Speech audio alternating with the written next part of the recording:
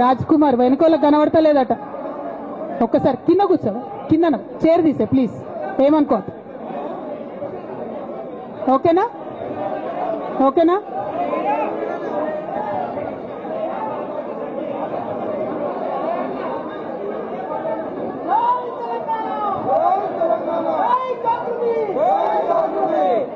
అందరికీ నమస్కారం. ప్రెస్ మిత్రులకు ప్రత్యేక నమస్కారాలు. అదేవిధంగా ఆగమ్మా నువ్వు గన్మైన మా పక్క జర్.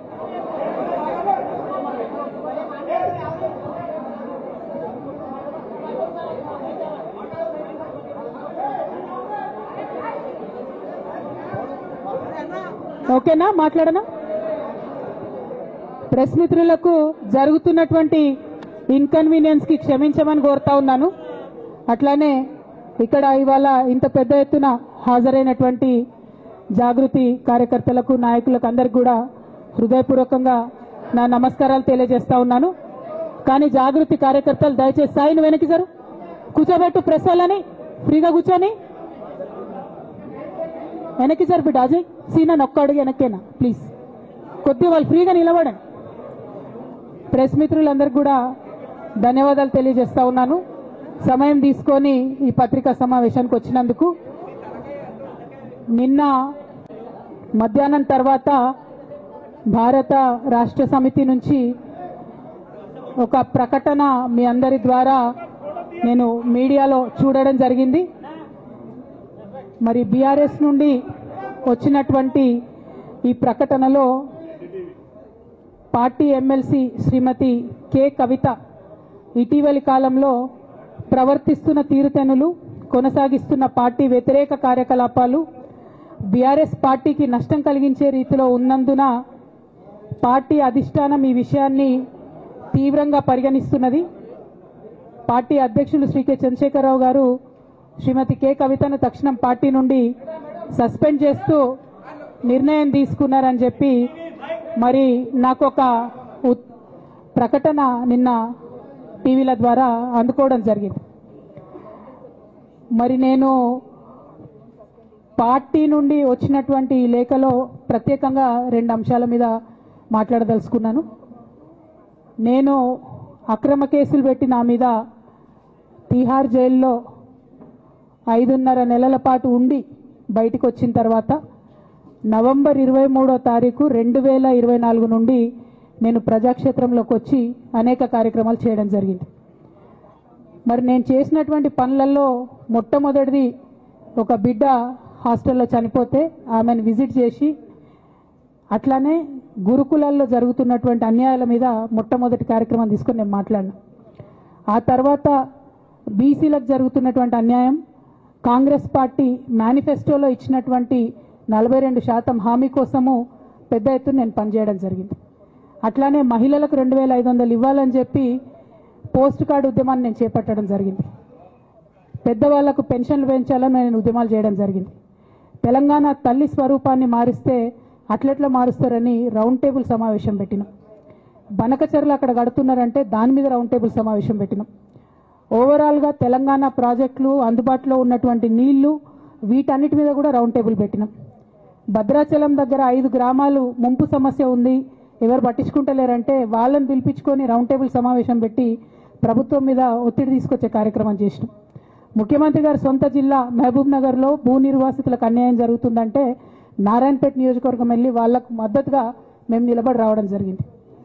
అట్లానే 47 నియోజకవర్గాలలో బీఆర్ఎస్ కండువా బాజాప్తా కప్పుకొని, గులాబీ కండువా బాజాప్తా కప్పుకొని ఎక్కడికి పోతే అక్కడ రావుల చంద్రశేఖర్ రెడ్డి గారిని రిక్వెస్ట్ చేసి భవన్ నుంచి అక్కడ ఉండేటటువంటి బీఆర్ఎస్ నాయకులకు అఫీషియల్ కమ్యూనికేషన్ చేపించి ప్రతి ఒక్క బీఆర్ఎస్ నాయకులకు, కార్యకర్తలకు మాట్లాడి ఆయా పర్యటనలకు వెళ్ళినప్పుడు అందరినీ కలుపుకొని బాజాప్తా గులాబీ కండువా వేసుకొని 47 నియోజకవర్గాలు నవంబర్ 23, 2024 నుండి ఈ రోజు వరకు నేను పర్యటన చేసి అనేక ప్రజా సమస్యల మీద మాట్లాడడం జరిగింది. మరి ఇవన్నీ పార్టీ వ్యతిరేక కార్యకలాపాలు అన్నది నాకు అర్థం కాలేదు. ఎట్లా వ్యతిరేక కార్యకలాపాలు అవుతాయన్నది కూడా ఒకసారి పార్టీ పెద్దలు పునరాలోచించుకోవాలని చెప్పి నేను రిక్వెస్ట్ చేస్తూ ఉన్నాను. అదేవిధంగా మరి బీసీల కోసం నేను పోరాటం చేస్తుంటే అవు అట్లెట్లా మాట్లాడుతుంది, ఇట్లెట్లా మాట్లాడుతుంది, పార్టీకి వ్యతిరేకంగా మాట్లాడుతుంది.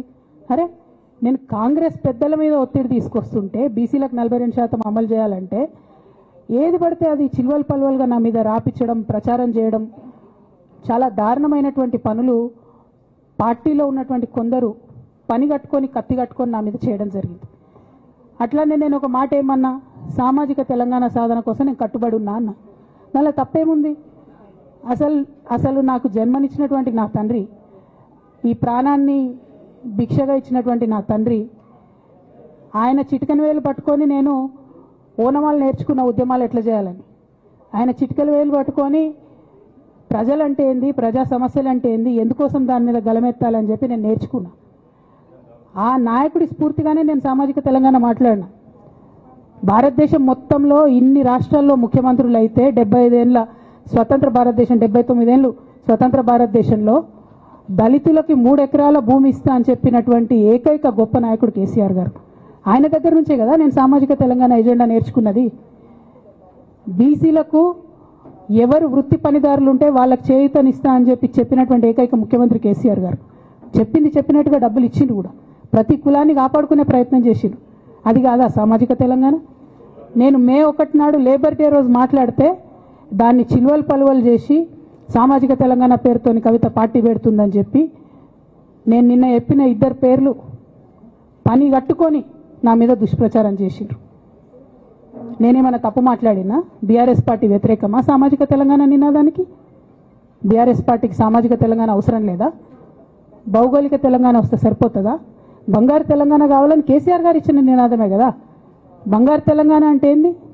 హరీష్ రావు ఇంట్లో బంగారం ఉంటే, సంతోష్ రావు ఇంట్లో బంగారం ఉంటే బంగారు తెలంగాణ అవుతుందా? కాదు కదా. ప్రతి ఒక్క సమాజం బాగుంటేనే బంగారు తెలంగాణ అవుతుంది. నేను అదే కదా మాట్లాడినా.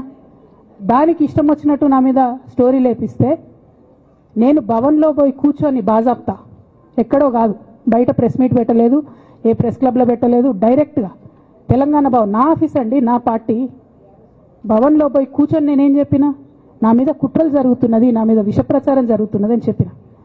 నేను రామన్నను బుజ్జగించి గడ్డం పట్టుకొని అడుగుతా ఉన్నా, అన్న నీ చెల్లెని, ఒక మహిళా ఎమ్మెల్సీని మన పార్టీ ఆఫీస్లో కూర్చొని నా మీద కుట్రలు జరుగుతున్నాయని నేనంటే మీరు వర్కింగ్ ప్రెసిడెంట్గా ఉన్నారన్న, ఫోన్ చేయరా అన్న నాకు? ఏమైంది బేటా, ఎందుకు బాధపడుతున్నావు అని ఫోన్ చేయరా? ఇది ఎప్పుడు జరిగిన ఇన్సిడెంటు? లేక లీక్ కాకముందు, నేను నా కొడుకు గ్రాడ్యుయేషన్కి అమెరికా పోకముందు, అంతకుముందే. మరి మీరు వర్కింగ్ ప్రెసిడెంట్ కదన్నా, నేను పార్టీ ఎమ్మెల్సీని కదా. చెల్లెలు అన్న బంధుత్వాలు పక్కన పెడదాం ఒక్క నిమిషం. ప్రొఫెషనల్ సెటప్లో ఒక పొలిటికల్ పార్టీలో ఒక మహిళా ఎమ్మెల్సీ భవన్లో కూర్చొని నా మీద కుట్రలు జరుగుతున్నాయంటే మీరు మాట్లాడినరా అన్న? 103 రోజులు అయిపోయిందన్న ఇయ్యాలటికి, ఒక్క మాట మాట్లాడినరా? కేసీఆర్ గారు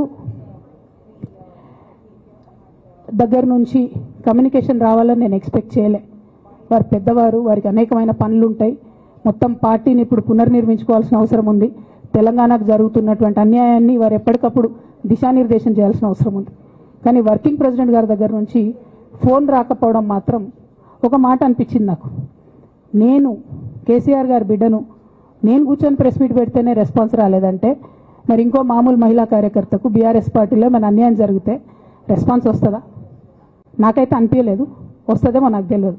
కానీ నేను ఒక మాటకు నాకు సంతోషం అనిపించింది. నాకు నోటీస్ రాగానే అక్కడ మహిళా ఎమ్మెల్సీలు కూర్చొని, మహిళలందరినీ కూర్చొని, ఫస్ట్ టైం అనుకుంటా భవన్లో 5 మహిళలు కూర్చొని ఇండిపెండెంట్గా ప్రెస్ మీట్ మాట్లాడింది. చాలా సంతోషం. ఇటువంటి అంతర్గత ప్రజాస్వామ్యం రావాలనే నేను కోరుకున్నా. మహిళలకు, ఎస్సీలకు, ఎస్టీలకు, బహుజనులకు కోటరీల అడ్డంకులు లేకుండా యాక్సెస్ రావాలి. అది మైక్కి యాక్సెస్ రావాలి, బాస్కి యాక్సెస్ రావాలనే నేను అనుకున్నా. అది జరిగింది, చాలా సంతోషం.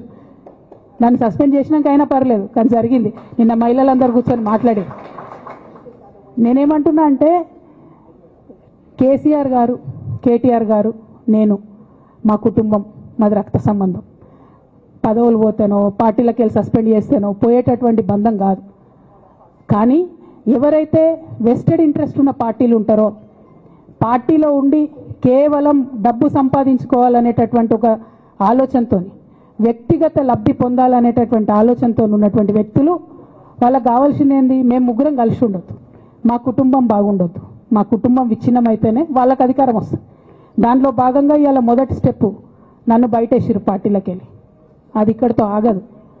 నేను గౌరవనీయులు పెద్దలు దైవ సమానులు కేసీఆర్ గారిని విజ్ఞప్తి చేస్తా ఉన్నా, మీకు ఒక సూచన చేస్తా ఉన్నా. దయచేసి మీ చుట్టూ ఏం జరుగుతున్నదో ఒకసారి చూసుకోండి నాన్న. నన్ను ఇవాళ బయటకు పంపొచ్చు, నేను మీలాగా స్ట్రేట్ ఫార్వర్డ్ ఉంటా, నిజాలు మాట్లాడతా. నేను ఉద్యమం నేపథ్యం నుండి వచ్చిన కాబట్టి నాగ్గా ఉన్నది లేనట్టుగా లేనిది ఉన్నట్టుగా మోసం చేయాలని చెప్పో ఇంకోటి చేయాలని చెప్పో మాట్లాడను. స్ట్రేట్ ఫార్వర్డ్ ఇష్యూస్ మాట్లాడతా కాబట్టి నన్ను ఇలా బలి చేసి పర్వాలే. కానీ రేపటి నాడు ఇదే ప్రమాదం రామన్నకు కూడా పొంచుంది, రేపటి నాడు ఇదే ప్రమాదం మీకు కూడా పొంచుంది. అల్టిమేట్గా బీఆర్ఎస్ పార్టీని హస్తగతం చేసుకోవడానికి జరుగుతున్నటువంటి కుట్రలో భాగంగానే ఇవాళ నన్ను ఎలిమినేట్ చేయడం జరిగింది. నేను ఇవాళ ఓపెన్గా అడుగుతా ఉన్నాను, హరీష్ రావు గారికి నేను సూటి ప్రశ్న వేస్తున్నా, ఈ రాష్ట్ర ముఖ్యమంత్రి రేవంత్ రెడ్డి గారు కూడా నేను సూటి ప్రశ్న వేస్తున్నా. నా మీద కుట్రలు ఎప్పటి నుండి ప్రారంభమైనాయి? ఎప్పుడైతే హరీష్ రావు గారు రేవంత్ రెడ్డి గారు ఒకే ఫ్లైట్లో హైదరాబాద్ నుండి ఢిల్లీకో, ఢిల్లీ నుండి హైదరాబాద్లో ఒకే ఫ్లైట్లో వాళ్ళిద్దరు ప్రయాణం చేసి వచ్చినప్పుడు హరీష్ రావు గారు రేవంత్ రెడ్డి గారు కాలు పట్టుకొని సరెండర్ అయినాక ఈ కుట్రలు స్టార్ట్ అయినాయి, నా మీద ఈ స్టోరీలు స్టార్ట్ అయినాయి, మా కుటుంబాన్ని విడగొట్టాలనేటటువంటి కుట్ర స్టార్ట్ అయింది. నేను ఛాలెంజ్ చేస్తా ఉన్నా, రేవంత్ రెడ్డి గారు మీరు చెప్పండి, ఆ ప్రయాణం జరిగిందా జరగలేదా? హరీష్ రావు గారు మీరు చెప్పండి, ఒకే ఫ్లైట్లో మీరు రేవంత్ రెడ్డి గారితో కలిసి వచ్చిండ్రా రాలేదా? ఆ తర్వాత నుండే నా మీద ఈ కుట్రలు జరుగుతున్నాయా లేదా? సరెండర్ అయింది మీరు. ప్రతి ఒక్క విషయంలో దాదాపు ఒక 7-8 ఇష్యూస్ ఉన్నాయి, ఇన్సిడెంట్స్ ఉన్నాయండి. అఫీషియల్ పిఆర్ఓ ట్వీట్ చేస్తాడు, Congress party official PRO tweet చేస్తాడు, ముఖ్యమంత్రి గారు పిఆర్ఓ, ఈ పాల వ్యాపారంలో అవినీతి జరిగిందని. తెల్లారి 2-3 పేపర్లలో వస్తుంది, 3వ రోజుకి మాయమైపోతుంది. అదే కేటీఆర్ గారినేమో 3 సార్లు విచారణ పేరుతో పిలిచి వేధిస్తారు. అంటే కేసీఆర్ కుటుంబం నికార్స్గా బరిగీసుకొని కాంగ్రెస్ పార్టీతో రేవంత్ రెడ్డితో కొట్లాడుతున్నాం కాబట్టి మా మీదనేమో కుట్రలు జరుగుతాయి, మా మీదనేమో కేసులు పెడతారు. మీ మాత్రం 1 or 2 days హెడ్లైన్స్ వస్తే తర్వాత న్యూస్ గాయబవుతుంది. ఎన్ని జరగలే చెప్పండి హరీష్ రావు గారి విషయంలో? ఫస్ట్ పాల వ్యాపారం మీద ఏమొచ్చినాయి ఆరోపణలు? ఆనాడు బీఆర్ఎస్ పార్టీ గవర్నమెంట్లో SC ST BC హాస్టళ్లకు Harish Rao గారి పాల వ్యాపారం నుంచి పాలు సప్లై చేసిరనే ఆరోపణలు అయోధ్య రెడ్డి గారు ట్వీట్ చేసిరు. గతం 2 రోజులు పోయింది ఆరోపణ. ఎందుకు? సరెండర్. నెక్స్ట్ ఒక అభియోగం చేసిరు ముఖ్యమంత్రి గారు, రంగనాయక్ సాగర్ దగ్గర ఆయన ఫామ్ హౌస్ ఉంది, అది ప్రభుత్వ భూమి, కబ్జా చేసిండని. 1 day headline, 3rd day news గాయబ్. No case, nothing. కేటీఆర్ పరిస్థితి ఏంటి? ఎన్ని కేసులు పెట్టిరు కేటీఆర్ అన్న మీద? ఎన్నిసార్లు పిలిచిండు విచారణకు? ఇవన్నీ పక్కన పెడదాం, నిన్నటి లేటెస్ట్ ఇష్యూ మాట్లాడదాం. కాళేశ్వరం కానీ ఇంకోటి కానీ ఏ ప్రభుత్వంలో అయినా పొలిటికల్ పాలసీ చేసేవాళ్ళు, విధానపరమైన నిర్ణయాలు తీసుకునే వాళ్ళు ముఖ్యమంత్రులు ఉంటారు. కింద ఉన్నటువంటి మంత్రులు దాన్ని ఎగ్జిక్యూట్ చేయాలి. కేసీఆర్ గారు ఒక పాలసీ డెసిషన్ తీసుకున్నారు, నేను కాళేశ్వరం ప్రాజెక్టు కడతా, దానికి ఇన్ని డబ్బులు ఇస్తా అని. ఆనాడు మంత్రి ఎవరు? ఎగ్జిక్యూషన్ చేయాల్సింది ఎవరు? 2014 నుంచి 2018 వరకు తుమ్మిడిహెట్టి దగ్గర నుంచి మేడిగడ్డకు స్థలం మార్చినప్పుడు మంత్రి ఎవరు? ప్రాజెక్టులు డిసైడ్ చేసినప్పుడు మంత్రి ఎవరు? అన్ని మీటింగ్లు టెక్నికల్ ఇష్యూస్ చూసుకోవాల్సింది ఎవరు? ఇవన్నీ రేవంత్ రెడ్డి గారు మాట్లాడారు. నేను మొత్తం అసెంబ్లీ స్పీచ్ చూడరు మీరు, వీళ్ళ మ్యాచ్ ఫిక్సింగ్ అనేది మీకు తెలిసిపోతుంది. ఏం మాట్లాడరు ఆయన. ఎంతసేపు కేసీఆర్ కాళేశ్వరం కట్టిండు, కేసీఆర్ కుటుంబం 1,00,000 కోట్లు తిన్నది. అరే 2007 నుంచి ఇప్పటివరకు కాళేశ్వరం 1,00,000 కోట్లు కూడా ఖర్చు కాలే. 1,00,000 కోట్లు ఖర్చు కాని ప్రాజెక్టులో 40 లక్షల ఎకరాలకు నీళ్ళీయంగా కూడా 1,00,000 కోట్ల అవినీతి అయింది అంటారు రేవంత్ రెడ్డి గారు. దాన్ని మళ్ళీ ఓన్లీ కేసీఆర్ గారి గురించి చెప్తారు, హరీష్ రావు గారి గురించి మాట్లాడరు. ఎందుకంటే ఇంటర్నల్ అండర్స్టాండింగ్ ఉంది వీళ్ళిద్దరికి. నేను రామన్నను ఒకటే రిక్వెస్ట్ చేస్తున్నా, అన్న ఇవాళ మీతో బాగున్నట్టు వాళ్ళు నటించవచ్చు, హరీష్ అన్న కావచ్చు, సంతన్న కావచ్చు, కానీ వాళ్ళు మన మంచి కోరుకునే వాళ్ళు కాదు, వాళ్ళు తెలంగాణ ప్రజల మంచి కోరుకునే వాళ్ళు కాదు, వాళ్ళు కేసీఆర్ గారి మంచి కోరుకునే వాళ్ళు కాదు. వాళ్ళను మీరు దూరం పెట్టి రాజకీయంగా తెలంగాణ రాష్ట్ర సమితిలో ఇప్పుడు బీఆర్ఎస్లో పనిచేస్తున్నటువంటి హార్డ్ కోర్ కార్యకర్తలను దగ్గరికి తీసుకొని ప్రజా ఉద్యమాలు తీసుకొని ప్రజల దగ్గరికి పోతేనే మన పార్టీ బతుకుంటుంది, నాన్న పేరు బాగుంటుంది. ఇవాళ నాన్నకు సిబిఐ అనేటటువంటిది వచ్చిందంటే అది కేవలం హరీష్ రావు గారు, సంతోష్ రావు గారి అవినీతి వల్లనే వచ్చిందని మళ్ళొకసారి నేను ఘంటాపదంగా చెప్తున్నాను. ఇంకా గమ్మత్ ఏంటంటే ఇదే హరీష్ రావు గారు వాళ్ళ ఫాలోవర్స్ అంతా నిన్నటి నుంచి చెప్తున్నారు హరీష్ అన్న చాలా కష్టపడ్డాడు డే 1 నుంచి ఉన్నాడు అని. డే 1 నుంచి లేడండి. చాలామంది రిపోర్టర్లకు తెలుసు, సీనియర్ రిపోర్టర్లకు డే 1 నుంచి లేడు. పెద్ద సారు టీడీపీ నుంచి బయటకు వస్తుంటే మామయ్య మనకెందుకు, డిప్యూటీ సీఎం మనం ఎందుకు రాజీనామా చేయాలి, ఈ ఉద్యమం ఏమవుతుందో ఈ పార్టీ ఏమవుతుందో మనకు రిస్క్ ఎందుకని ఆనాడు ఈనాడు పేపర్లో వచ్చింది. 1.5 కోటి తీసుకొని వ్యాపారం చేసుకుందామని హరీష్ రావు గారు ఎక్కడికో పోయిందని కూడా వచ్చింది. కటింగ్ కోసం వెతికిన దొరికినప్పుడు ఎప్పుడో ట్వీట్ చేస్తుందని నేను. బీఆర్ఎస్ పార్టీ ఆనాడు టీఆర్ఎస్ పార్టీ పెట్టినాక 9-10 నెలల తర్వాత వచ్చింది హరీష్ రావు గారు. డే 1 నుంచి లేరు. నమ్మకం లేకుండా ఆయన పార్టీ నిలబడుతుందో ఉంటుందో పోతుందో అని. ఓకే అయిపోయింది. రాగానే సారు పెద్ద హృదయం కాబట్టి క్షమించిరు, దగ్గర తీసుకున్నారు, ఎమ్మెల్యే కాకముందే మంత్రి ఇచ్చిర్రు, అన్ని రకాలుగా ఆదరించిరు, అన్నీ చేసిండ్రు. ఎప్పుడైతే పార్టీకి ఒక్క క్షణం చెడ్డ పేరు వచ్చిందో ఎక్కడ పోయిండండి ఈయన? చక్కగా పోయి వైఎస్ రాజశేఖర రెడ్డిని కలవలే? మీ అందరికి గుర్తులేదు ఆ ఫోటో? సీనియర్ నాయకులందరికీ బాగా మాట్లాడతారు, అన్ని దగ్గర ఉన్నా, నేనే ఉన్నా, నేను ఎక్కడ లేను. నిన్న పాపం చాలా మంది ఈ కొత్త సోషల్ మీడియా పిల్లలు ఉన్నట్టు వాళ్ళకి హిస్టరీ తెలియదు అనుకుంటా, అందుకే చెప్తున్నా ఇవాళ. అదేవిధంగా నేను పెద్ద ట్రబుల్ షూటర్ అంటారు. ట్రబుల్ షూటర్ కాదు, ఈజ్ ఎ బబుల్ షూటర్. ఆయన ఏంటంటే ట్రబుల్ ఆయనే క్రియేట్ చేస్తాడు, చేసి నేనే సాల్వ్ చేసినట్టు నటిస్తాడు. నేను లేటెస్ట్ ఎగ్జాంపుల్ చెప్తా పట్టురు. నేను మొన్న దాసోజు శ్రవణ్ అన్న ఎలక్షన్ ఎమ్మెల్సీ ఎన్నికలలో బీఆర్ఎస్ పార్టీ డిసైడెడ్ ఒకటే క్యాండిడేట్ని పెడదామని. కానీ హరీష్ రావు గారు ఇంటర్నల్గా బీజేపీ వాళ్ళతో మాట్లాడుకొని ఏం చెప్తారంటే, మీ దగ్గర నుంచి ఒక క్యాండిడేట్ని ఇవ్వండి, నేను మామయ్యని కన్విన్స్ చేసి 2వ క్యాండిడేట్కి పెట్టిస్తా అంటే he wants to create a trouble. ఈ క్రైసిస్లో ఆల్రెడీ మన పార్టీలోకి వెళ్ళి 10 మంది ఎమ్మెల్యేలు వెళ్ళిపోయినాక, 38 మందిలో 10 మంది పోయినాక నువ్వు ఇంకో సెకండ్ క్యాండిడేట్ని పెడితే ఎంత కన్ఫ్యూజన్ అవుతుంది? ఎవరెవరు ఎటెట్ ఓట్లు వేస్తారు? అంటే హార్స్ ట్రేడింగ్కి ఈయన ట్రబుల్ షూటర్ గారు ట్రబుల్ని ఓపెన్ చేస్తారు అన్నట్టు. నాకెందుకో లక్కీగా ఒక బీజేపీ ఎమ్మెల్యే గారు ఫోన్ చేసి, అక్క మరి పెద్దసారి పర్మిషన్ ఉందా హరీష్ అని ఇట్లా అంటున్నారంటే, నేను డైరెక్ట్గా పెద్దసారికే ఫోన్ చేసి నాన్న మరి ఇట్లా అంటున్నారు, మనం సెకండ్ క్యాండిడేట్కి పర్మిషన్ ఇస్తారంటే, nothing doing, only Shravan will get elected, ఎవరు చెప్పారు మీకు అన్నారు. అంటే నేను ఆ విషయం వెంటనే అటువైపు కన్వే చేసిన, లేదండి మాకు అట్లాంటి ఆలోచన లేదు. ఎందుకు ఈ రీసెంట్ ఎగ్జాంపుల్ చెప్తున్నా ఇవాళ అంటే, హరీష్ రావు గారు ట్రబుల్ క్రియేట్ చేసి ట్రబుల్ని మాఫీ చేసినట్టుగా ప్రయత్నం చేస్తారు. బీఆర్ఎస్ కార్యకర్తలందరికీ నేను నా తమ్ముళ్ళకి రిక్వెస్ట్ చేసి చెప్తున్నా, మా చెల్లెలకు రిక్వెస్ట్ చేసి చెప్తున్నా, మీకు పెద్ద స్థాయిలో జరిగే అన్ని విషయాలు తెలియకుండా అందరూ మన వెల్ విషర్స్ అనుకుంటారు. మీ తప్పు కాదు, ఎందుకంటే కేసీఆర్ సార్ అంత ఓపెన్ మైండ్తో ఓపెన్ హార్ట్తో ఉంటారు కాబట్టి బీఆర్ఎస్లో ఉన్న అందరూ అట్లే ఉంటారు అనుకుంటారు. కానీ చాలా మందికి చాలా హిడెన్ ఎజెండాస్ ఉన్నాయి. ఒక పక్క కాంగ్రెస్తో కలిసి ఉన్నారు, ఇంకో పక్క బీజేపీతో మాట్లాడుతున్నారు, ఎటు ఎవరితోనూ అవసరమైతే అటు మాట్లాడుతున్నారు. అదేవిధంగా 2018 ఎన్నికలలో హరీష్ రావు గారు 20-25 మంది ఎమ్మెల్యేలకు ఎన్నికలలో అడిషనల్ ఫండింగ్ ఇచ్చారు, పార్టీ ఇచ్చింది కాకుండా. ఏడికేలు వచ్చినాయి హరీష్ రావు గారికి అన్ని డబ్బులు? 100% కాళేశ్వరంలో జరిగిన అవినీతి నుంచి వచ్చిన డబ్బులే. ఆయన ఆలోచన ఏం చేసిందంటే, ఏమన్నా కొద్దిగా అటు ఇటు అవుతుందేమో రిజల్ట్, నా దగ్గర ఎమ్మెల్యేస్ ఉండాలని ఆలోచన చేశాను. నీకు అసలు అట్లాంటి ఆలోచన ఎందుకు వచ్చింది? నేను కట్టప్పలాంటోని కేసీఆర్ గారి దగ్గర ఉండేటోని అంటావు కదా, నీకేం అవసరం వచ్చింది ఎమ్మెల్యేస్కి సపరేట్గా ఫండింగ్ ఇవ్వడానికి? ఎవరికి తెలియదు అనుకుంటారా? ఇది ఎవరు చెప్పారు అనుకుంటారా? ప్రతి ఒక్కరు చెప్తారు ఎమ్మెల్యేస్ ఓపెన్, నా పేర్లు కూడా తెలుసు, చెప్తే బాగుండదు, ఎమ్మెల్యేలు ఇబ్బంది పడతారు. నేను అనేది ఏంటంటే, 2009లో రామన్న సిరిసిల్ల ఎలక్షన్లో మా బంధువుకు సంబంధించిన వ్యక్తులతోని 60 లక్షల రూపాయలు పంపిన హరీష్ రావు గారు రామన్నను ఓడగొట్టడానికి. నిన్నగాక మొన్న ఒక వీడియో మీరు కూడా చూసిరు, ఒంటేరు ప్రతాప్ రెడ్డి గారిది. మీ మామయ్యను ఓడగొట్టమని ఎంతంటే అంత డబ్బులు ఇస్తా అని చెప్పిర్రని. ఓ పక్క కేసీఆర్ గారిని ఓడగొట్టాలి, ఓ పక్క కేటీఆర్ గారిని ఓడగొట్టాలి, నిజామాబాద్లో నా ఎంపీ సెగ్మెంట్లో అందరు ఎమ్మెల్యేలను మేనేజ్ చేయాలి, అందరిని మన కేసీఆర్ కుటుంబాన్ని ఓడగొట్టాలి, విచ్ఛిన్నం చేయాలి. కానీ కేసీఆర్ గారి పేరుతో వచ్చేటటువంటి బెనిఫిట్స్ మాత్రం అన్నీ కావాలి. మరి ఇటువంటి వారిని నా రిక్వెస్ట్ కేసీఆర్ గారితో కేటీఆర్ గారితో, వారిని మీ పక్కన పెట్టుకొని నిజం మాట్లాడే నన్ను బయటకు పంపితే మరి పార్టీ బాగుంటుందా? దయచేసి ఆలోచన చేసుకోండి. నేనేమంటున్నా రామన్న మిమ్మల్ని అంటే,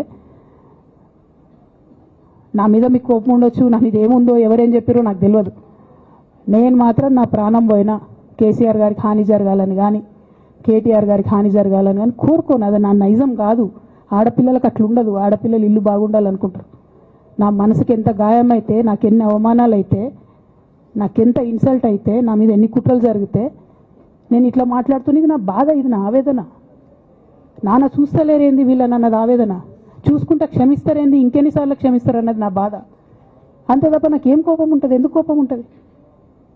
నాకెంత ఎన్ని జన్మల పుణ్యం ఉంటే కేసీఆర్ లాంటి తండ్రి దొరుకుతాడు? కోట్లలో ఒకరికి ఉండేటటువంటి తండ్రి నాకు దొరికిండు. ఆయన లేకపోతే నేనెవరు ప్రపంచానికి తెలుస్తుందా? నాకెందుకు అవసరం ఉంటుంది? నాకేం కోపం ఉంటుంది కేసీఆర్ గారి మీద? నాకు టీఆర్ఎస్ పార్టీ మీద ఎందుకు కోపం ఉంటుంది? నాకు 27 సంవత్సరాలు ఉన్నప్పుడు నేను నా కొడుకుని చిన్న పిల్లగాన్ని పసిగుడ్డుని ఎత్తుకొని ఇక్కడికి వస్తే ఆ రోజు నుంచి ఈ రోజు వరకు నేను రోడ్డు మీదనే ఉన్నా, ఉద్యమాలే చేస్తున్నా, పోరాటాలే చేస్తున్నా, తెలంగాణ ప్రజల కోసం పనిచేస్తున్నా. 2014 నుంచి అధికారంలో ఉన్నప్పుడు కూడా నా ఇంటి దర్వాజాలు ఎప్పుడు తెలిసే ఉన్నాయి. ఇక్కడున్న మీడియా మిత్రులందరికీ తెలుసు. అధికారంలో ఉన్నా లేకున్నా నేను గిట్లనే ఉన్నా. అధికారంలో ఉన్నప్పుడు నన్ను ఏమి సాగనీయకుండా నన్ను ప్రతిపక్ష ఎమ్మెల్యేని చూసినట్టు, ప్రతిపక్ష ఎంపీని చూసినట్టు చూసినా నేను ఇట్లనే ఉన్నా, ఓపెన్ మైండ్తోనే ఉన్నా.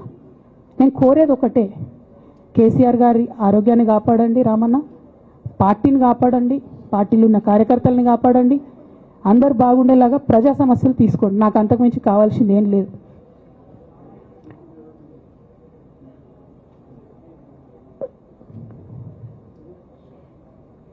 కానీ మొన్న అసెంబ్లీలో అర్ధరాత్రి దాకా పెట్టి రేవంత్ రెడ్డి గారు కేసీఆర్ గారిని తిడుతుంటే దయ్యాలు వేదాలు వాళ్ళు ఇస్తున్నట్టు అనిపించింది నాకైతే. దానికి ఈయన హీరోలాగా ఎదుర్కొన్నాడు, ఈయన 6 అడుగుల బుల్లెట్ అని పార్టీ అంతా ట్వీట్ చేస్తే, మరి 6 అడుగుల బుల్లెట్ ఎవరికి గాయం చేస్తుంది? ఎండ్ ఆఫ్ ద డే ఇవాళ అయితే నన్ను గాయపరిచింది, రేపు రామన్నను గాయపరుస్తారో కేసీఆర్ని గాయపరుస్తారో. జాగ్రత్తగా ఉండండి రామన్న, నేను చెప్పేది ఏం లేదు. జాగ్రత్తగా ఉండండి, కేర్ఫుల్గా ఉండండి. ఎట్ ద సేమ్ టైం ఈ హరీష్ రావు గారి కారణంగా గమ్మత్ ఏముంటుందంటే, ఒకసారి హంపీకి పోతారు వీళ్ళందరూ, మీ అందరూ తెలుసు ఆ స్టోరీ. హంపీకి పోయి పాటలు పాడుకుంటారు, మొత్తము చాలా మంది కలిసి కేసీఆర్ గారిని చాలా అవమానకరంగా మాట్లాడతారు, ఒక పార్టీని వెన్నుపోటు కొడదామని డిజైన్ చేస్తారు. ఇదంతా వీరికి తెలుసు, హరీష్ రావు గారికి తెలుసు. నేను ఆ రోజు సాక్ష్యం ఉన్న హరీష్ అన్న వచ్చి లిటరల్లీ రామన్న చేతులు పట్టుకొని, అరే మామయ్యకి ఎప్పుడా సింక్ ఆర్ సేల్, నేను మామయ్యతోనే ఉంటా అని చెప్పి అక్కడ మాట్లాడుకున్న వాళ్ళందరినీ పెద్దసారి దగ్గర అవుట్ చేసిండి. ఆ తర్వాత పర్యవసానంలో ఈటల రాజేంద్ర అన్న బయటికి వెళ్ళడం. ఈ మహానుభావుడు వల్ల జగ్గారెడ్డి దగ్గర నుంచి మొదలు పెడితే, చెరుకు శ్రీనివాసరెడ్డి ముత్యంరెడ్డి అన్న కొడుకు దగ్గర నుంచి మొదలు పెడితే, రఘునందన్ రావు గారు, మైనంపల్లి గారు, విజయశాంతి గారు, విజయరామారావు గారు, ఆయన పాత పెద్ద ఆయన ఉండే ఈటల రాజేందర్ గారు, వీళ్ళందరూ పార్టీలోకి వెళ్ళి పోయినారు కదా. పోలేదా? ఇవన్నీ హరీషన్న చేసినాయి కదా. ఆనాడు దుబ్బాక ఉప ఎన్నిక ఎందుకు ఓడిపోయినాం? దుబ్బాక ప్రజలకు ఇప్పటికి కూడా గుర్తుంటుంది. వాళ్ళందరూ ఒకటే మాట చెప్తారు, ఈయన సిద్దిపేటకు తప్ప రూపాయి రానియాడు దుబ్బాకకు, ఈయన వచ్చి ప్రచారం చేసిండు కాబట్టి మేము ఓటేయాలని ఓపెన్గా చెప్పారు ఆనాడు ఎన్నికలలో. దానికి ఏం రాపించుకుంటాడు ఈయన పేపర్లల్లో? ఒంటరి పోరాటం చేసి ఓడిన హరీష్ రావు. అసలు ఓడిపోయిందే మీ వల్ల కదా. మీరు మీడియా మేనేజ్మెంట్లో సూపర్, అలా డౌట్ ఏం లేదు. రామన్న యూట్యూబ్ మేనేజ్ చేసి నా మెయిన్ స్ట్రీమ్ మీడియా మేనేజ్ చేస్తాడు, అంతే, అంతకుమించి వేరే ఏం లేదు. నేను రామన్నని రిక్వెస్ట్ చేస్తున్నా, మీరు కూడా ఆ స్కిల్ నేర్చుకోండి అన్న. అట్లనే ఈటల రాజేందర్ గారు ఉప ఎన్నిక దగ్గరుండి హరీష్ అన్న గెలిపిలేదా అండి ఈటల రాజేందర్ని? ఆనాడు పీసీసీ అధ్యక్షుడిగా ఉండి రేవంత్ రెడ్డి గారు ఏమంటారు, కాంగ్రెస్ పార్టీ ఓడిపోతుంది ఇడా అని చెప్పి ఆయన ముందే డిక్లేర్ చేసిండు, ముందే చేతులు ఎత్తేసిండు. హరీష్ అన్న ఆడ పోయి కూర్చొని మరి ఈటల రాజేందర్ అన్నని గెలిపించొచ్చిండు. ఈ బంధం రేవంత్ రెడ్డి గారిది హరీష్ రావు గారిది అప్పటి నుంచి కొనసాగుతుంది, కొత్త బంధం ఏం కాదు ఇది. నేను కేసీఆర్ గారిని పెద్దల్ని రిక్వెస్ట్ చేసేది ఒకటే, ఈయన చేస్తున్న నక్కజిత్తుల్ని దయచేసి గమనించండి. ఇవాళ నేను బయట పోతా కావచ్చు, నాదేముంది, ఉద్యమంలోకి వెళ్ళి వచ్చినా మళ్ళీ ఉద్యమంలోకే పోతా, నాకు భయం ఏముంటుంది, నాకు ఎన్నడూ పదవుల మీద ఆశ లేదు.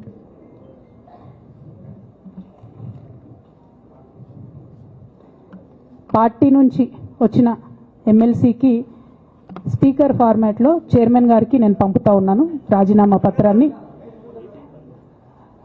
అట్లానే బీఆర్ఎస్ పార్టీ ప్రాథమిక సభ్యత్వానికి కూడా గౌరవ పెద్దలు కేసీఆర్ గారికి రాజీనామాను పంపుతా ఉన్నాను. దీన్ని మన రావుల చంద్రశేఖర్ రెడ్డి గారికి తెలంగాణ భవన్కి వారికి నేను పంపుతా ఉన్నాను. ఎందుకు ఇవి ఇప్పుడే చూపించినా అంటే, పదవుల మీద నాకు ఎప్పుడు ఆశ లేదు. మేము ఉద్యమంలోకి వచ్చింది ఎందుకంటే మా నాన్న ఒక్కరు ఇంత ఒంటరి పోరాటం చేస్తున్నారు, ఎంత వీలైతే అంత ఆయనకు మద్దతు ఇవ్వాలని వచ్చినాం. ఆనాడు మేము ఉద్యమంలోకి వచ్చినప్పుడు పార్టీ అధికారంలోకి వచ్చే ఆస్కారమే లేకుండే, తెలంగాణ వస్తుందో రాదే అనే అనుమానాలు అంతటా ఉండే. మేము ఉద్యమంలో కొట్లాటలో లాఠీ దెబ్బలు తినడం కోసం, జైల్లోకి పోవడం కోసం ఆనాడు వచ్చినాం ఉద్యమంలోకి. అధికారంలోకి వస్తామనుకొని రాలే. రామన్న అయినా నేనైనా కేవలం నాన్న కోసమే వచ్చిన ఉద్యమాలకి. అందుకే మా కుటుంబం మీద కుట్ర. ఈ కుట్రను గమనించమనే నేను మా కుటుంబాన్ని కోరుతా ఉన్నా. ఇక పెద్ద సార్కు నీడలాగా సంతోష్రావు గారు ఉంటారు. ఇక సంతోష్రావు గారి గురించి 2 నిమిషాలు చెప్తా. అంత పెద్ద సీనున్న మనిషి కాదు కానీ చెప్పాలి. ఎందుకంటే కూరల ఉప్పు ఎట్లుంటుంది ఈయన అట్లా అన్నట్టు, ప్రతి దాంట్లో చెడగొట్టడానికి కొంచెం ఉండాలి కదా అట్లాంటి వాడు. కాబట్టి చెప్పక తప్పదు ఈయన గురించి. చెప్పులో రాయి చెవులో జోరిగా అంటాం కదా అట్లాంటి టైపు. కాబట్టి ఖచ్చితంగా చెప్పాలి. విషయం ఏంటంటే ఈయన ధనదాహం ఎట్లాంటిదంటే సంతోష్రావు గారిది, రామన్న కాన్స్టిట్యున్సీ, కేటీఆర్ అన్న కాన్స్టిట్యున్సీ నేరెళ్లలో ఇసుకలారి గుద్ది ఒక దళిత బిడ్డ చనిపోతాడు.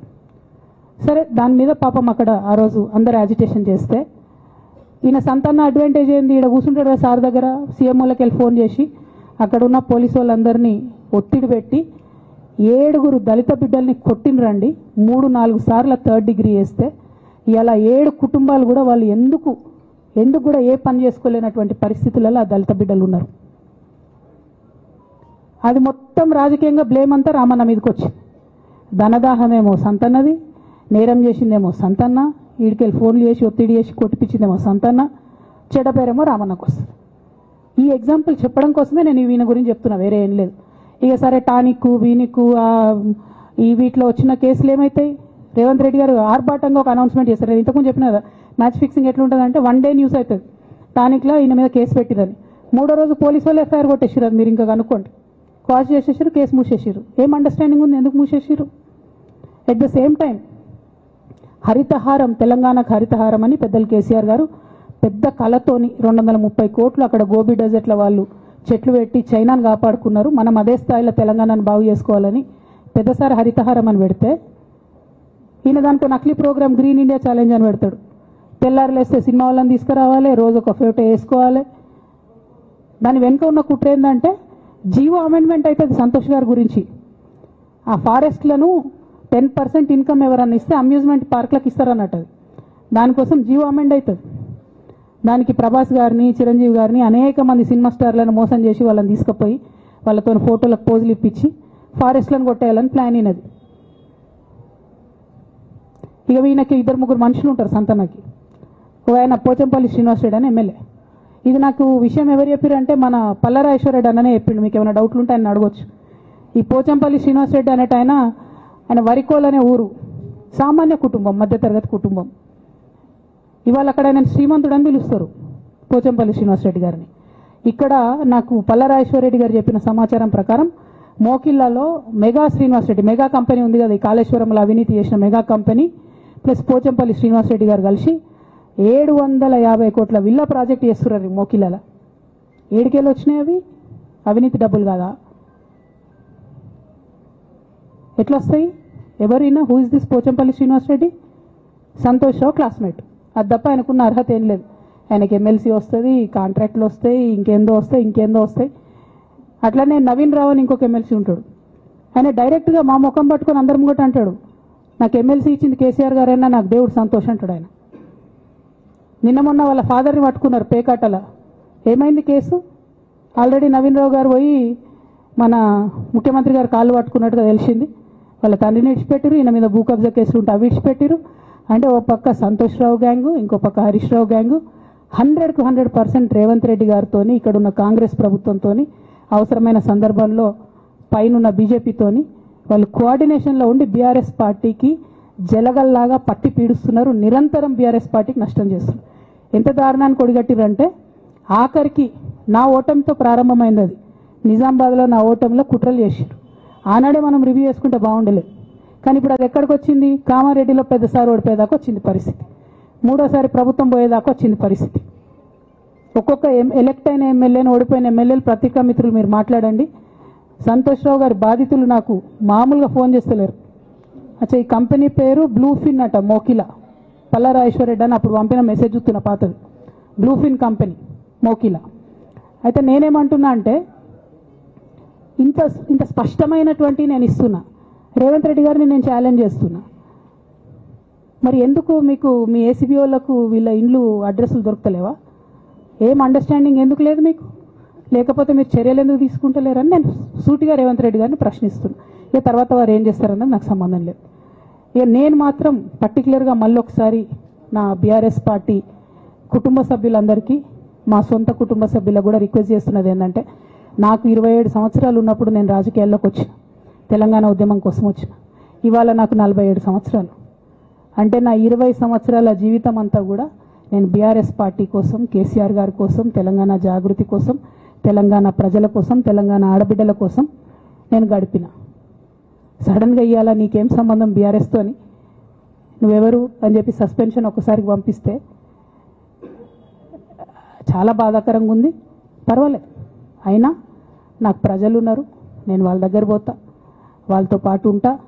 కానీ బీఆర్ఎస్ పార్టీలో ఉన్న నాయకులకు, కార్యకర్తలకు రిక్వెస్ట్ చేస్తాను,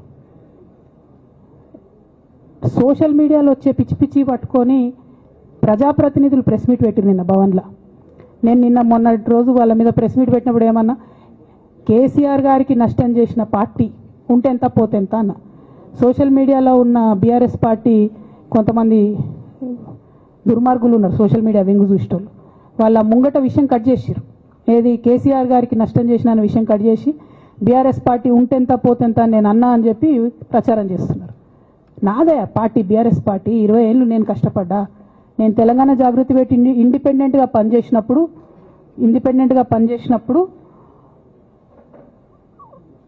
ఓటేయమని ఎవరికి చెప్పినా? నేను బీఆర్ఎస్ పార్టీకి ఓటేయమని చెప్పినా కదా. నా జీవితంలో ఇంతవరకు నేను ఇంకో పార్టీకి ఓటేయమని చెప్పలే, ఇంకో పార్టీకి ఓటేయలే. ఎట్లయితే కంప్యూటర్లో హార్డ్వేర్ ఉంటుందో అది బీఆర్ఎస్ పార్టీ, సాఫ్ట్వేర్ తెలంగాణ జాగృతి. శరీరం బీఆర్ఎస్ పార్టీ అయితే ఆత్మ జాగృతిగా పనిచేసినాం, తెలంగాణ ఆత్మగా పనిచేసినాం. మేము తెలంగాణ ఆత్మగౌరవం కోసం పనిచేసినాం, తెలంగాణ ఆత్మగౌరవ ప్రతీకలైనటువంటి బతుకమ్మ బోనాలను నిలబెట్టడం కోసం పనిచేసినాం. ఆ కాంట్రిబ్యూషన్ ఏం లేదా? నేనేం చేయలేదు ఆ పార్టీకి.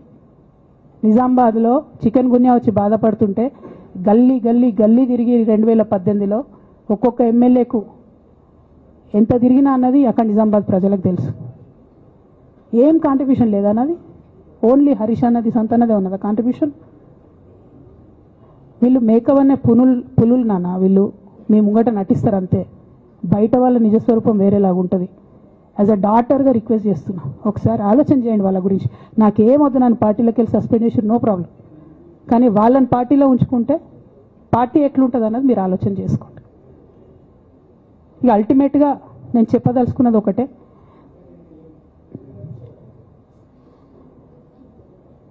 కలికాలం కాబట్టి అబద్ధాలు చెప్పేటోళ్ళది, మోసం చేసేటోళ్ళది నడుస్తుంది.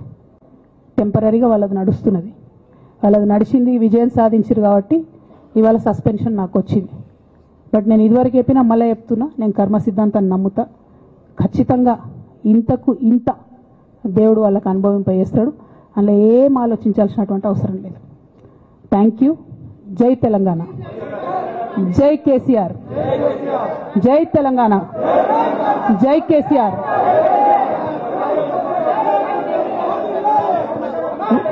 One by one.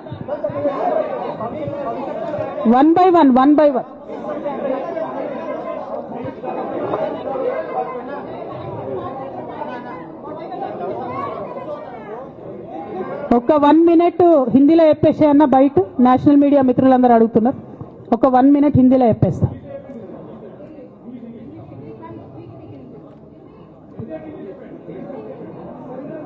आज तेलंगाना की बेटी होने के नाते पूरे देश की जनता के साथ मैं ये बात कहना चाहती हूँ, पिछले 20 सालों के मेरे जिंदगी में मैंने हर दम हर वक्त बीआरएस पार्टी के उन्नति के लिए, तेलंगाना जनता के उन्नति के लिए, तेलंगाना के रैयतों के, तेलंगाना के महिलाओं के, तेलंगाना के युवाओं के उन्नति के लिए मैंने काम किया है. और इस पूरे 20 साल के जिंदगी में मैंने अपने लिए कभी कुछ नहीं मांगा है, लेकिन तेलंगाना की जनता ने, बीआरएस पार्टी ने मुझे बहुत प्यार दिया है. मेरे पिताजी ने मुझे सांसद बना के दिल्ली भेजा है, मुझे एमएलसी का मौका भी पार्टी ने दिया है, जिसके लिए मैं पार्टी का, मेरे पिताजी का, बीआरएस पार्टी का, पूरे परिवार का, तेलंगाना के आवाम का भी बहुत ही ज़्यादा मैं आभारी हूँ. लेकिन जो भी मुझे रिस्पॉन्सिबिलिटी दिया गया था, मैंने पूरे शिद्दत के साथ काम किया है. कभी भी मैंने तेलंगाना के लोगों के खिलाफ काम नहीं किया है, लेकिन आज चंद लोग बीआरएस पार्टी में हमारे आसपास पिताजी के इर्द गिर्द थोड़े लोग जिनके जो वेस्टेड इंटरेस्ट है, जिनको अपनी ही फायदा की जो सोच है, ऐसे लोग बीआरएस पार्टी में उनका लीड रोल हो गया है और उनके वजह से उन्होंने मेरे पिताजी के ऊपर, मैं ऐसा मानती हूँ, दबाव बना के मुझे पार्टी से निकालने का काम किया है। लेकिन अल्टीमेटली मैं ये मान के चलती हूँ कि मैं तेलंगाना की बेटी हूँ। मैं जब तेलंगाना में आके तेलंगाना के आंदोलन में शामिल हो गई, मैं रास्ते पे चली, मैंने लाठी खाई, मैं जेल भी गई। हर तरीके का जो भी कोशिश हो सकता है तेलंगाना के अलग रियासत हासिल करने के लिए, मैं वो तमाम कोशिशों में शामिल थी। मैं तो आंदोलन से आई हूँ, इन्होंने अभी मुझे पार्टी से, सियासत से निकालने का काम किया है, तो मैं फिर आंदोलन में चली जाऊंगी। लेकिन मैं बीआरएस पार्टी से, हमारे पिताजी से यही रिक्वेस्ट करना चाहती हूँ कि आपके इर्द गिर्द जो लोग जमा हुए हैं, उनकी नीयत के बारे में आप सोचिए। क्या वो पार्टी के लिए काम आएंगे? आप इसके ऊपर गौर कीजिए। हमारे परिवार को तोड़ने का काम उन्होंने आज किया है, बीआरएस पार्टी के परिवार को तोड़ने का काम आज उन्होंने किया है। और ये किसके फायदे के लिए उन्होंने किया है? तेलंगाना के आवाम के फायदा के लिए उन्होंने नहीं किया है, उनके खुद के फायदा के लिए किया है। तो मैं मेरे पिताजी से, बीआरएस पार्टी से यही रिक्वेस्ट करना चाहूंगी कि ऐसे लोगों को पहचानिए, उनकी असली रूप आप पहचानिए और उनके ऊपर जो भी एक्शन हो सकता है वो लीजिए। और मैं तेलंगाना चीफ मिनिस्टर रेवंत रेड्डी जी से भी डिमांड करती हूं कि आपने जो बीआरएस के परिवार को तोड़ने का आज काम किया है, हमारे बीआरएस में जो धोखेबाज लोग हैं उनसे मिलके आपने जो बीआरएस के परिवार को तोड़ने का कोशिश किया है, तेलंगाना की आवाम आपको इसका जवाब जरूर देगी। Thank you. जय तेलंगाना। ఒకరు చెప్పండి।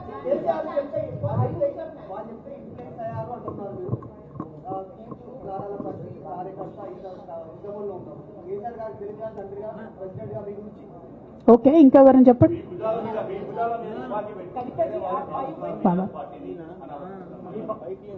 ఏమా నా భుజాల మీద తుపాకి పెట్టి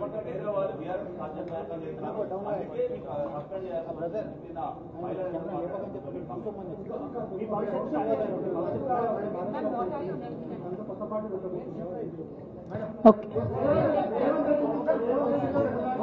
I got your question.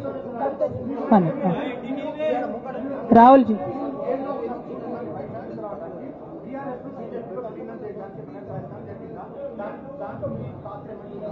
Rahul గారు, మీరు పాత క్వశ్చన్ అడుగుతున్నారు। కొత్త ఇష్యూ ఏంది అని అంటే, బీఆర్ఎస్ పార్టీలో సస్పెన్షన్లో ఖచ్చితంగా కేసీఆర్ గారి మీద ఒత్తిడి తీసుకొచ్చే ఈ సస్పెన్షన్ చేశారని నేను నమ్ముతా ఉన్నాను। ఒక్కొక్కసారి ఏమవుతుందంటే, చిన్న చిన్న వ్యక్తులు బాగా నడుస్తుంది, పరిస్థితులు సందర్భాన్ని బట్టి పెద్ద పెద్ద వ్యక్తులు కూడా కొన్ని కఠినమైన నిర్ణయాలు తీసుకోవాల్సి వస్తుంది। కేసీఆర్ గారు ఈ నిర్ణయం ఎందుకు తీసుకున్నారో అని అడిగేంత పెద్దదాన్ని కానీ అంత రాజకీయ అనుభవం కానీ నాకు లేదు। సో వారు తీసుకున్నటువంటి నిర్ణయాన్ని నేను శిరస వహిస్తాను। వారు ఎందుకు తీసుకున్నారో ఈ నిర్ణయం నాకు తెలియదు, కానీ నాకు ఒక సమస్య ఉంది, నేను రాసినటువంటి లెటర్ లీక్ అయిందని చెప్పి 100 రోజులైంది, ఆ సమస్య జరిగి 100 రోజులైంది।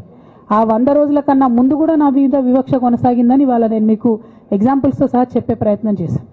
ఆ 100 రోజుల నుంచి జరుగుతున్నటువంటి పరిణామాలను కూడా మీ అందరి ముందు పెట్టిన। ఈ 100 రోజులలో పార్టీ ఎప్పుడు కూడా నన్ను ఎక్స్ప్లెనేషన్ అడగలేదు, నిన్న నన్ను సస్పెండ్ చేసే ముందు కూడా నన్ను ఎక్స్ప్లెనేషన్ అడగలేదు। ఇంకా చెప్పిన కదా, విచిత్రమైన విషాదం ఏంటంటే, సడన్గా డిసిప్లినరీ కమిటీ పుట్టుకొచ్చింది, సడన్గా ఈయన రవీంద్రరావు అంటే దానిలో సంతకం చేసిండు, ఆయననే సార్ని తిట్టిండు మళ్ళీ మొన్న ఎలక్షన్ ఓడిపోయినప్పుడు। సో ఈ అన్నీ చూసి నాకేమనిపిస్తుందంటే, చాలా ఒత్తిడిలో చాలా ప్రెషర్ పెట్టి సార్తో చేపించారని నేను అనుకుంటున్నాను।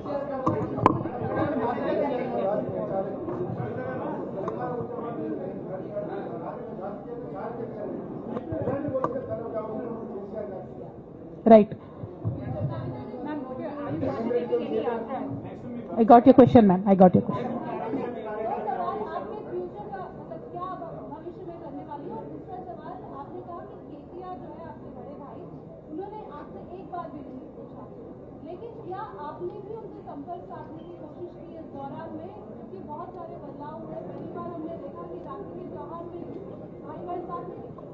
నేనేమంటున్నా అంటే, కేసీఆర్ గారి రాజకీయ పరిజ్ఞానాన్ని క్వశ్చన్ చేసేంత స్థాయి నాకు లేదు, అంత అవగాహన కూడా నాకు లేదు. కాకపోతే పెద్ద నాయకులు అనేక సందర్భాల్లో ఒత్తిడికి గురైనటువంటి విషయాలు చరిత్రలో మనం చూసినాం. ఇవాళ అదే జరిగిందని నేను భావిస్తున్నా. ఒకటి. రెండు, నేను ఈ లేఖ అనేటటువంటిది రిలీజ్ అయిన తర్వాత ఎప్పుడు కేసీఆర్ గారికి కొంచెం ఇబ్బంది జరిగినా, అది కాళేశ్వరం కమిషన్కి వారి పిలుపుకొచ్చినా, 2 సార్లు వారు యశోద హాస్పిటల్కి వచ్చినా, నా చిన్న కొడుకు అమెరికాకు తీసుకెళ్లే సందర్భమైనా నేనే వారి దగ్గర పోయినా. నాకేం బేషనే ఉంటుంది, ఆయన మా నాన్న కదా. నేను పోయిన తర్వాత ఈ దుష్ట చతుష్టయం ఏదైతే ఉన్నదో, ఈ ఇద్దరు 2 గ్యాంగులు ఏవైతే ఉన్నాయో, అక్కడ జరగనిది జరిగినట్టుగా మీడియాలలో విచిత్రమైన వార్తలు రాపించారు. ఎంత ఘోరం అంటే, నేను నా కొడుకుని తీసుకపోతే నన్ను గన్మెన్లు రాలేదట. జరుగుతుంది అని ఎక్కడన్నట్ల. ఇటువంటివన్నీ మెయిన్ స్ట్రీమ్ పత్రికలు రాస్తాయి. మరి విచిత్రం నాకు అర్థం కాదు. మెయిన్ స్ట్రీమ్ పత్రికలు అనేటటువంటి ఇట్లాంటి వార్తలు మరి ఆడ ఎవరు లేని కూడా లేరు. ఎవరు చెప్పిరు, ఎందుకు రాపిచ్చిరు? సో నేనేమంటున్నా అంటే, నేను ఎప్పుడు నాన్న దగ్గరికి వెళ్ళడానికి చూసినా కూడా మా మధ్య స్పర్ధ పెంచడానికి అనేకమైన వార్తలు రాపించి, అనేకమైన కుట్రలు ఈ గత 103 రోజులుగా కొనసాగుతూనే ఉన్నాయి నా మీద. కానీ అంతకుముందు కూడా జరిగినాయనేదే నేను చెప్తున్నా. అందులో భాగంగానే రాఖీ రోజు కూడా ఒక 24 గంటల ముందే నేను అన్నకు కూడా మెసేజ్ పంపిన. అన్న రేపు రాఖీ ఉంది, నేను వచ్చి కడతాను, మీడియా లేకుండా వచ్చి కడతాననే మెసేజ్ పంపిన. బట్ అన్న బిజీగా ఉండే ఎక్కడికో వెళ్ళిండ్రు, నేను అర్థం చేసుకున్నాను, అందుకే వెళ్ళి రాఖీ కట్టలేకపోయినాను. సో నేను నా వైపు నుంచి ఎక్కడ కూడా కమ్యూనికేషన్ చేయడానికి ప్రయత్నంలో లోపం జరగలేదు. అటువైపు నుండి కమ్యూనికేషన్ రాలేదు. నేను చెప్పాలనుకున్నవి, నేను ఎత్తుకున్న ప్రజా సమస్యలు ఈ 103 రోజులలో మీ ముందున్నాయి, అవి చేస్తూనే ఉన్నా. ఇక భవిష్యత్తుకు సంబంధించినటువంటి విషయం నేనేం ఆలోచించలేదు. ఎందుకోసం అంటే, నిన్న నోటీస్ రావడం అనేటటువంటిది డెఫినెట్గా నేను కొంచెం బాగా బాధపడ్డా. నాకెందుకు నోటీస్ వస్తుంది, మరి నా లేఖ లీక్ అయింది, లీక్ చేసింది ఎవరు అంటే, చేసినటువంటి వ్యక్తుల మీద ఎందుకు విచారణ జరగలేదు అనేటటువంటిది ఖచ్చితంగా పార్టీ అంతర్గతంగా ఆలోచన చేసుకోవాలి. అంటే నన్ను ఏం మాట్లాడకుండా నన్ను డైరెక్ట్గా ఉరిదీస్తారు. నేను ఎవరి మీద అయితే కంప్లైంట్ చేసినో కనీసం వాళ్ళను అడిగినరా, అడగలేదా, చర్యలు తీసుకున్నారా, తీసుకోలేదా, ఏమీ చెప్పకపోతే, ఆ మాత్రం అంతర్గత ప్రజాస్వామ్యం లేకపోతే బయట ప్రజలకు మనం ఏం చెప్తామన్నది నా ప్రశ్న.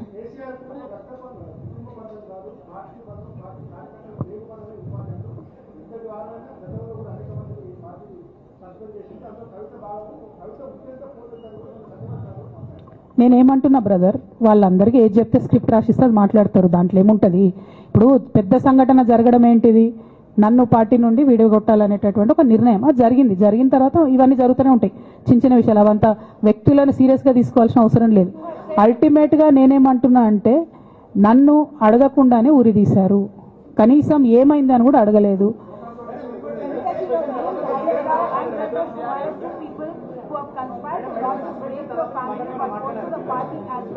But this has also been portrayed as a succession battle that your father actually chose your brother as a political heir and that you want space in the political party as a leader, and that's the reason why you started making this kind of reversal. Madam నేనేమంటున్నా తీసాను madam, నేనేమంటున్నా అంటే, నేనేమంటున్నా అంటే, ఇప్పుడు ఈ నేను మాట్లాడే ప్రెస్ మీట్ చూస్తున్నటువంటి రాజకీయ నాయకులకు కావచ్చు, బీఆర్ఎస్ పార్టీకి సంబంధం లేని వ్యక్తులకు కావచ్చు, వాళ్ళకి ఇది ఒక ఎంటర్టైన్మెంట్, ఇది ఒక వార్త. కానీ నాకు నా లైఫ్, మా బీఆర్ఎస్ పార్టీ కార్యకర్తలకు వాళ్ళ లైఫ్. సో నేను చాలా తీవ్రమైనటువంటి బాధలో గంభీరంగా ఉండి మాట్లాడేటటువంటి ప్రయత్నం చేస్తున్నా. నేనేమంటున్నా అంటే కుటుంబంలో జరిగినటువంటి అనేక అంశాలను నేను చెప్పను కూడా. ఎందుకంటే అది ప్రజలకు అనవసరం. అది నేను ఆ బాధను పంచుకుంటే మీరు తట్టుకోలేరు కూడా. నేను చాలా గట్టిదాన్ని, మొండిదాన్ని, దయ్యాన్ని కాబట్టి తట్టుకొని నిలబడ్డా. కానీ నా ప్లేస్లో వేరే వాళ్ళు ఉంటే తట్టుకోలేరు. సో కుటుంబంలో ఇంటర్నల్ విషయాలు నేను మాట్లాడతలేను, ఓన్లీ పొలిటికల్ ఇష్యూసే నేను మాట్లాడుతున్నా. పొలిటికల్గా నన్ను సైడ్ లైన్ చేసి, నన్ను సస్పెండ్ చేసి, పార్టీకి అనుక్షణం నష్టం చేస్తున్న ఆ ఇద్దరు వ్యక్తులను, వారి గుంపును, వారి ముఠాను పార్టీ ఎట్లా మోస్తుంది అనేటటువంటిది నా ప్రశ్న. సరే, నిన్న మొన్న ఆ గుంపుకు సంబంధించిన వ్యక్తులు అన్ని చోట్ల నా ఫ్లెక్సీలు చింపేసి నాకు దిష్టిబొమ్మలు, శవయాత్రలు ఎందెందో వేసిరట. ఈ ఉత్సాహం కేసీఆర్ గారి మీద సిబిఐ ఎంక్వైరీ చేస్తా అని రేవంత్ రెడ్డి గారు అన్నప్పుడు ఎక్కడ చచ్చిపోయింది ఆ ఉత్సాహం అని నేను అడుగుతా ఉన్నా. ఎందుకు చేయలే రేవంత్ రెడ్డి గారి దానాలు, దిష్టిబొమ్మలు ఎందుకు చేయలే? ఏం అండర్స్టాండింగ్ ఉంది మీకు? నా ప్రశ్న సింపుల్. నన్ను వ్యక్తిగతంగా ఏదో చేస్తారన్నది కాదు. నాకు నష్టం జరిగేదే లేదు, ఎందుకంటే ప్రజలు చూస్తున్నారు, ప్రజలు గమనిస్తున్నారు. తెలంగాణ ఆడబిడ్డలు తమ ఇంటి ఆడబిడ్డలుగా ఆదరించారు నన్ను. ఒక్కొక్కరు అడిగితే అర్థమవుతలే, ఏం అర్థమవుతలే.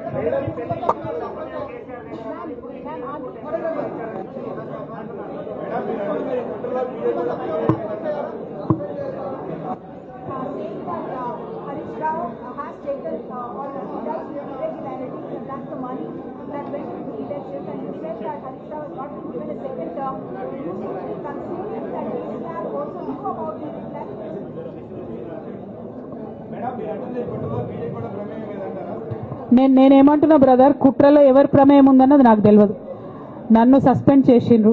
బీఆర్ఎస్ పార్టీకి, తెలంగాణ ఉద్యమానికి, తెలంగాణ ప్రజలకు 20 సంవత్సరాలు నా జీవితంలో కష్టపడ్డా కాబట్టి ఒక అపీల్ చేస్తున్నా నేను ప్రెసిడెంట్ కేసీఆర్ గారికి, వర్కింగ్ ప్రెసిడెంట్ కేటీఆర్ గారికి.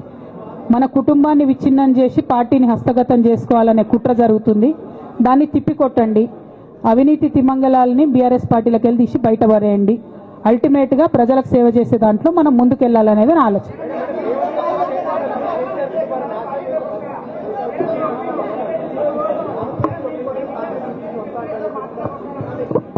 ఇక్కడ ఇంకో మాట చెప్పాలి బ్రదర్, నేను నిన్నటి నుంచి పేపర్లలో నేను ఈ పార్టీలో ఏరుతున్నా, ఆ పార్టీలో ఏరుతున్నా అని వచ్చింది. నేను ఏ పార్టీలో కూడా చేరను. నాకు ఏ పార్టీతో అవసరం లేదు.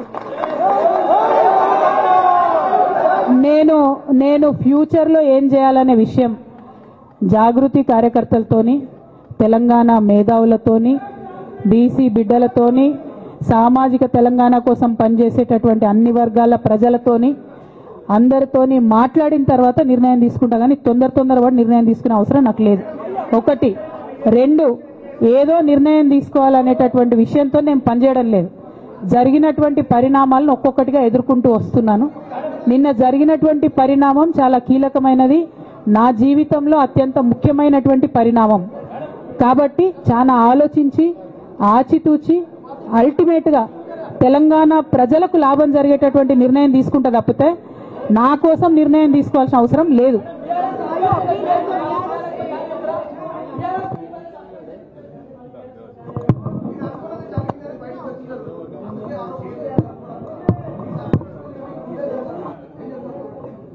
నాకెట్లా తెలుస్తుంది సస్పెన్షన్ గురించి? నాకైతే రేవంత్ రెడ్డికి ఉన్నట్టు ఆడ దూతలు లేరు. అక్కడ సార్ సగం ఇడ్లీ తింటే బయటకు చెప్పేటటువంటి సిస్టమ్ నా దగ్గర లేదు. సో అక్కడ ఏం జరిగిందో నాకు తెలియదు, ఎవరు నా గురించి ఏం చెప్పారో నాకు తెలియదు. Ma'am, it is but natural. అమ్మతోని మాట్లాడకుండా ఎవరైనా ఉంటారా? First of all. Second of all, ఈ మొత్తం పరిణామంలో కూడా మా మదర్కి దూరంగా ఉండాల్సి రావడమే బాధాకరం. ఇంతకు మించి బాధ ఇంకోటి లేదు. పొలిటికల్ పొజిషన్స్ వస్తాయి పోతాయి, ఇవి వేస్ట్. ఇవి అమ్మలేని లోటు ఎవరు కూడా తీర్చలేరు. ఆ ఒక్క బాధ తప్ప ఇంకేం లేదు. ఇది మాత్రం నా ఇంటిగ్రిటీ నిరూపించుకోవడం కోసం నేను రాజీనామాలు చేస్తున్నా. నాకు పార్టీ వల్లనే ఎమ్మెల్సీ వచ్చింది, దానికి రాజీనామా చేస్తున్నా. నేను పార్టీకి నష్టం చేసినాను అని చెప్పి పార్టీ నాయకులు మా నాన్నగారు భావిస్తున్నారు కాబట్టి పార్టీకి కూడా రిజైన్ చేస్తున్నా. కాలం నిర్ణయిస్తుందండి. షర్మిలతో పోలుస్తున్నారా, కేసీఆర్తో పోలుస్తున్నారా? కాలం నిర్ణయిస్తుంది. తొందర ఏం లేదు. నన్నేదో అవమానం చేయాలి, నన్నేదో అనాలి అని ఎవరు పడితే వాళ్ళు మాట్లాడే అడ్డమైన మాటలకు సమాధానం చెప్పాల్సిన అవసరం కూడా లేదు.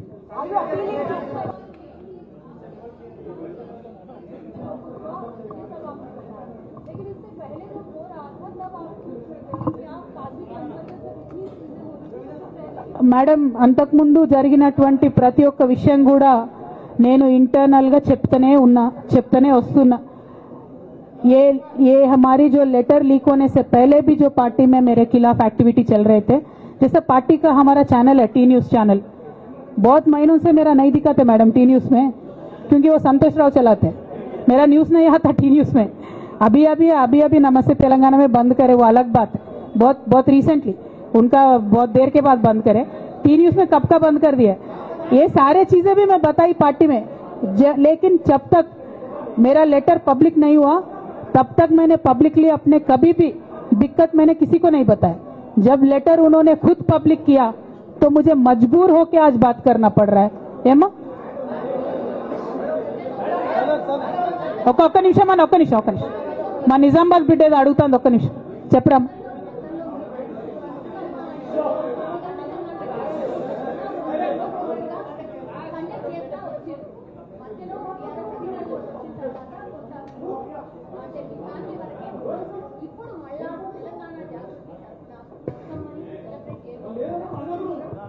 ఏ మనోడా మందోడా భయ్ ఆగు ఆగు మెల్లగా వాళ్ళని ప్రెస్ వాళ్ళని ఇబ్బంది పెట్టకండి జాగృతి కరకం నువ్వు భలే జ్యోతిషం చెప్తావు బ్రదర్ ఒకటి రెండు బతుకమ్మ ఖచ్చితంగా సెలబ్రేట్ చేయాలనుకున్నా యాజ్ ఆన్ టుడే మాత్రం విపరీతమైన బాధ అవుతుంది ఏం చేయబుద్ధి అయితే లేదు 2 రోజులు అయితే బ్రేక్ తీసుకుంటా ఆ తర్వాత ఆలోచించుకొని నా కార్యాచరణ practice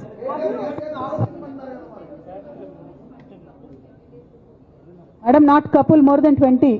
I have all the names. I don't want to name.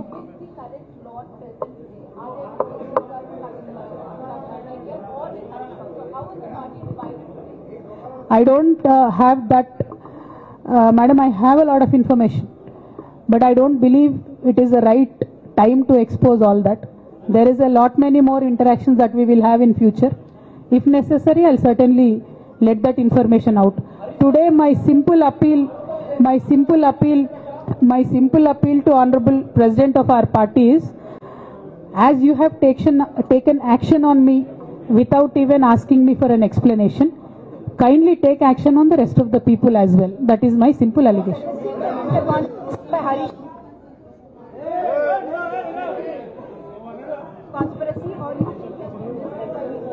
Madam, our family, me, myself and my brother and my father, they do not want us to be united, and unfortunately I believe they are filling my brother's ears and my father's ears, and I believe that they have succumbed to that malign campaign that has happened against me, and I hope they will soon realize that I am not the one who is hurting the party. Jai Telangana, Jai KCR. Thank you.